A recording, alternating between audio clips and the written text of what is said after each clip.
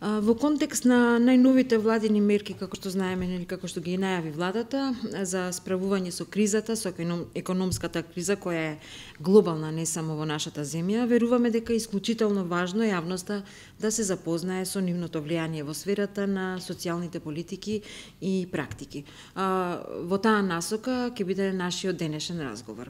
Значи, нели, како што знаеме, владата најави мерки за финансиска поддршка на социјално ранливите категории граѓани, како и на корисниците на пензии, меѓу другите мерки.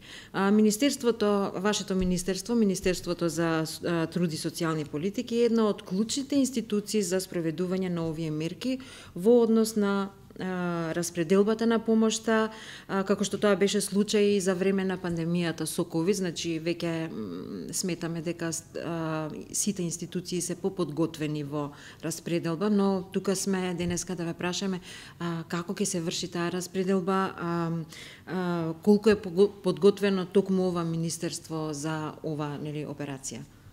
Така, низ еден инклузивен процес во комуникација и диалог со сите засегнати страни која се однесува на ранливите категории на граѓани, подготвивме сет на мерки кои што се однесуваат токму за поддршка, финансиска поддршка на ранливите категории на граѓани, кои можеби во периодот на економска и енергетска криза се најмногу погодени. Предлогот на мерки беа доставени до влада. На влада донесовме одлука за сет на антикризни мерки кои што се однесуваат на различни категории на граѓани, на компании, меѓу кои и сет на мерки за ранлива категорија на граѓани, кои што се под надлежност на Министерство за труд и социјална политика, со оглед дека и во периодот на ковид, пандемијата со COVID-19, Министерството имаше сет на мерки, така да како Министерство и како администрација сме подготвени и многу полесно да веќе искуството да научи да преку анализите, преку увидот во состојбата во сферата на социјална заштита, многу полесно можеме да дојдеме до оние целни групи кои што се најпогодени од кризата и како полесно овие целни групи да ги надминат овој зимски период кога навистина повеќе средства ни треба за енергенси и за храна. Мерките кои што се делот одлуката за антикризни мерки, сетот за кој што се определува 350 милиони евра, значи се мерки кои што се однесуваат на примателите на доместокот за социјална сигурност на стари лица, односно лицата кои што по било кој основ не оствариле право на пензија, а се над 65 годишна возраст, се делот целната група која што ќе добие финансиска поддршка и се вклучени во овие антикризни мерки. Понатаму лицата кои што се корисници на правото на попреченост, децата со попреченост кои што се до 26 годишна возраст, се исто така дел од овие сет на антикризни мерки.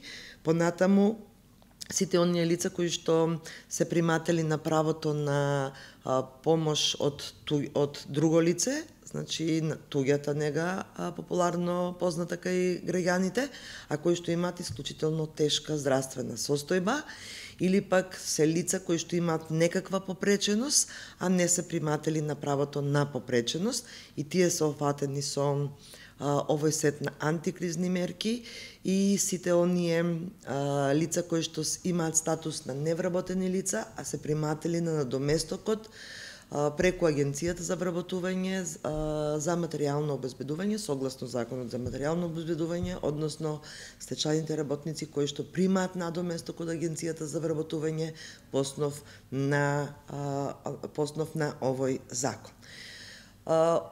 Покрај овие целни групи, Во сетот на мерки се вклучени и пензионерите како ранлива категорија на граѓани, пензионери кои што примаат пензија до 14.000 денари, односно во првата група се пензионерите кои што примаат пензија до 11.525 денари, во втората група се пензионери кои што примаат пензија од 11.526 денари до 14.000 денари. Финансиската поддршка која што е определена за овие лица, значи за примателите на некое од правото од социјална заштита, изнесува 3.000 денари месечно во наредните 4 месеци, значи вкупна финансиска поддршка за секое лице од 12.000 денари, за пензионерите приматели на пензија до 11.525 денари, финансиската поддршка е вкупно 6.000 денари, односно 1.500 денари 4 месеци, и за примателите на пензија од 11.526 денари до 14.000 денари, вкупната финансиска поддршка е од 3.000 денари во наредните 4 месеци. Во моментот, денес, всушност, ќе биде доставен предлог законот за финансиска поддршка на ранливи категории на граѓани согласно одлуката на владата за антикризните мерки, која ќе биде пратена до влада за да помине на влада и за да може да отиде во собранието во собраниска процедура за да биде донесен, за да можеме овие финансиски средства навреме да бидат доставени до сите граѓани. И очекувам дека многу наскоро ќе биде донесен законот за да стасат финансиската поддршка до граѓаните. Законот се уште не е донесен, се очекува денеска да се испрати, така? Да се испрати во влада, да. И во влада ќе помине многу брзо, затоа што законот го правиме заедно со сите институции кои што се вклучени во некоја од целните групи кои што ќе даваат финансиска поддршка. И очекувам дека понеделник ќе влезе во собраниска процедура. Да, кратко, што се однесува до одобрување. Дали наидувате на соработка? Каква ви е соработката? Дали има одобрување од опозицијата?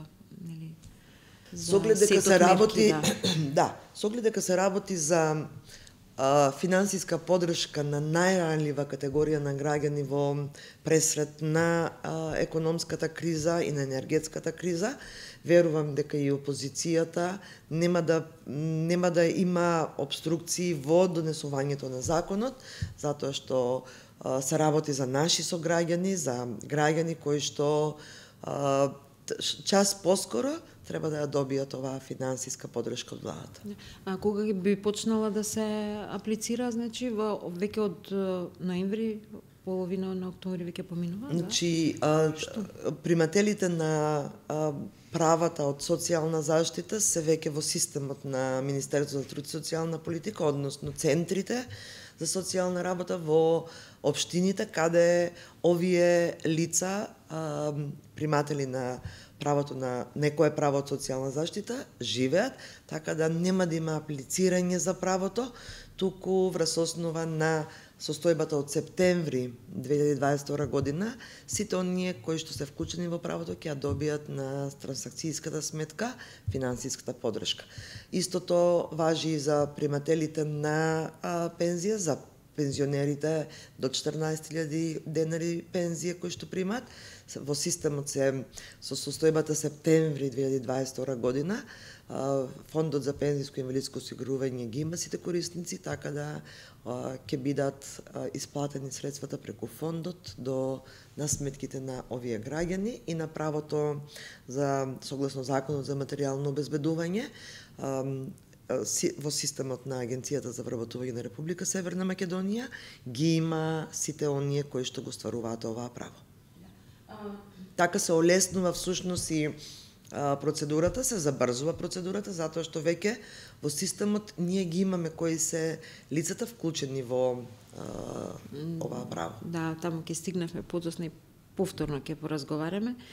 Сакам да ве прашам дали во вашето министерство и во другите институции, доколку имате сознание, а сигурно имате, за кои министерството е надлежно, дали се соочувате со блокади? Гледаме блокади наваму, блокади натаму. И Како се справувате со доколку ги има? Јас сум во оваа министерство 20 години. Вработена сум во министерството, значи 20, во октомври напомнив 20 години.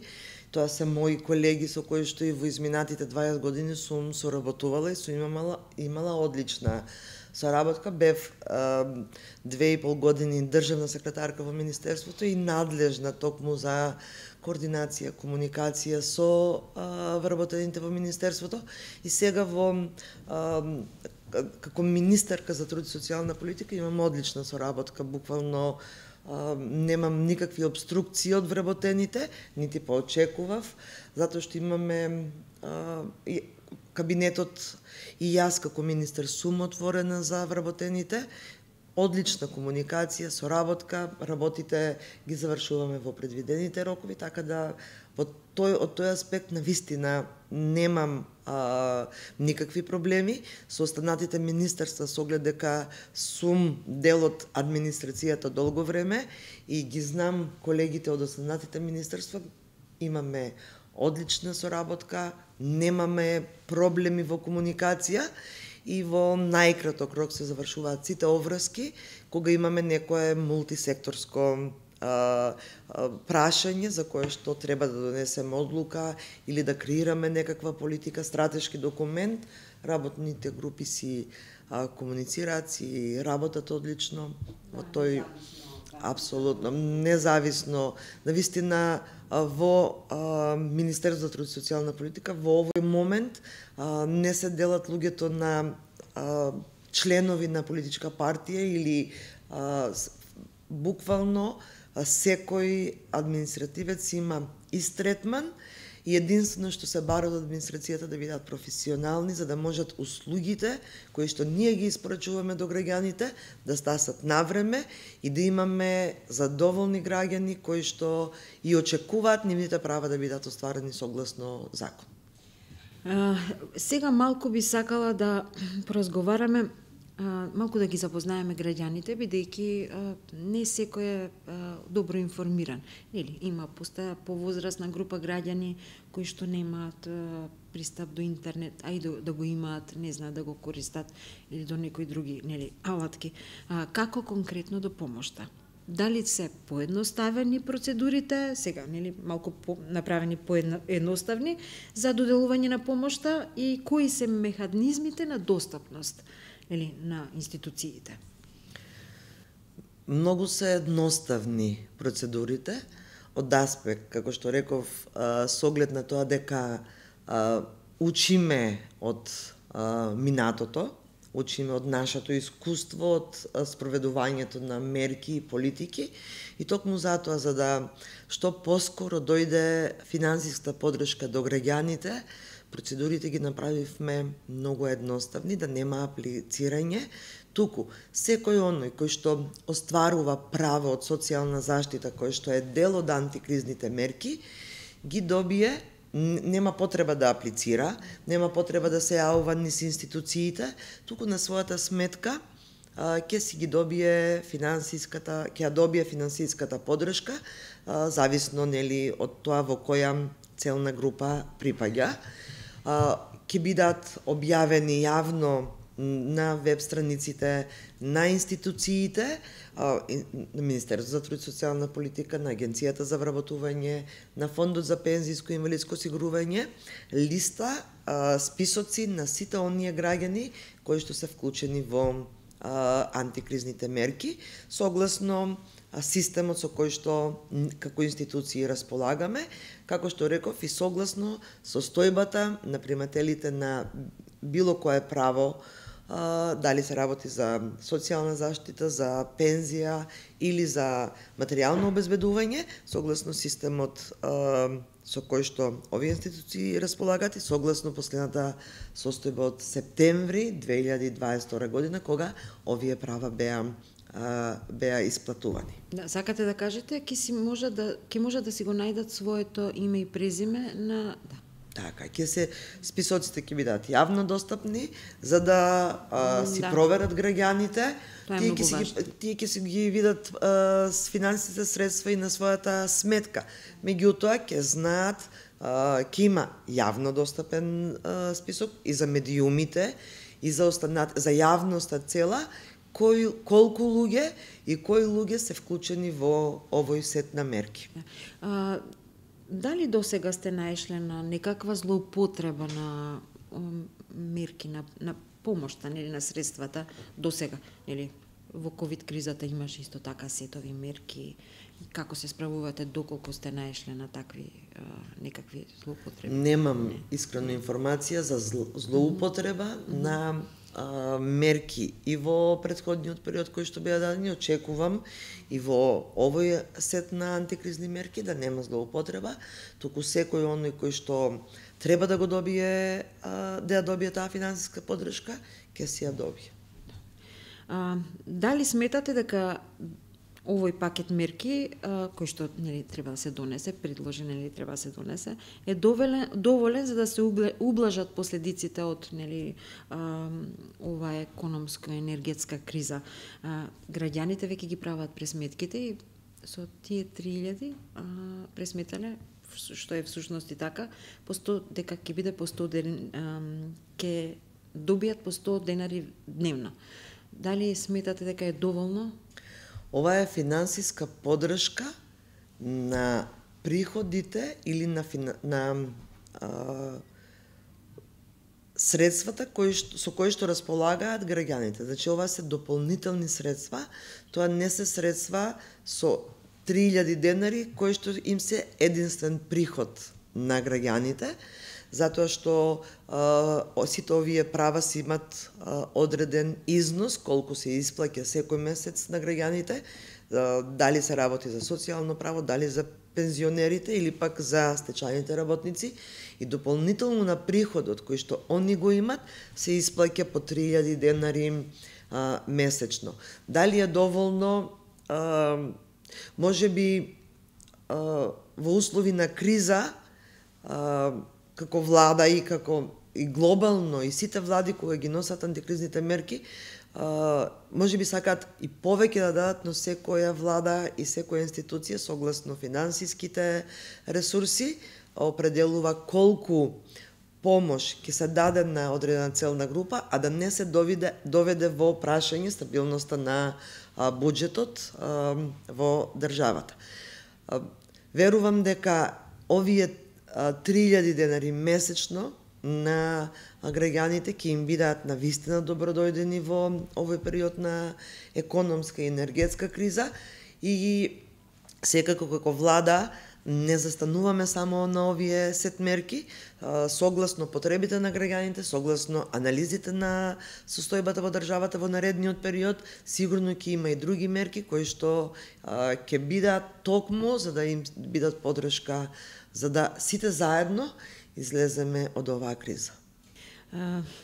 Ние ви припремивме уште едно прашање кое што е, нели, во однос на нашите проекти во цивиле што ги работиме секогаш, значи. Како Министерството учествува во промоција на мултикултурализмот и на кој начин помага во надминување на дискриминацијата, предрасудите и стереотипите. Ние веќе имаме еднаш разговарано за тоа, но сега како министерка би сакале еден одговор. Концептот едно општество за сите е концепт кон кој што силно сме посветени како влада, а особено како Министерство за труд и социјална политика, каде што прашањето за креирање на политики од областа на еднаквоста и недискриминацијата е наша надлежност. И донесувањето на Законот за заштита и спречување од дискриминација е токму заложба на владата, на Министерството за труд и социјална политика, дека навистина за нас уживањето на човековите права, живот без дискриминација, живот во почитување на различностите на граѓаните, затоа што сите ние имаме карактеристики кои што се различни и не прават, меѓутоа како општество не прави таа различност многу побогато, И од тој аспект и законот и останатите стратешки документи, стратегија за еднаквост и недискриминација, стратегија за родова еднаквост, се токму заложби преку кои покажуваме дека навистина посветуваме внимание на концептот на еднаквост и недискриминација, на концептот на едно општество за сите. Секој граѓанин треба да има еднакви можности и еднаков пристап до сите ресурси во општеството, без разлика на неговите индивидуални карактеристики.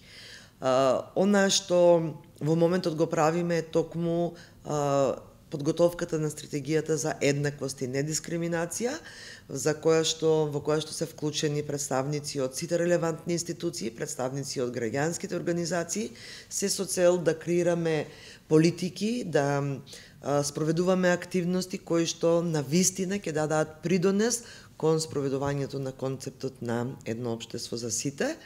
И овде е и Комисијата за заштита и спречување од дискриминација, која што како самостојно тело токму работи и действува покрај на промоцијата на овој концепт, действува во заштитата, односно во случај на нееднаков третман на граѓаните по било кој основ, кој што е вклучен во Законот за спречување и заштита од дискриминација.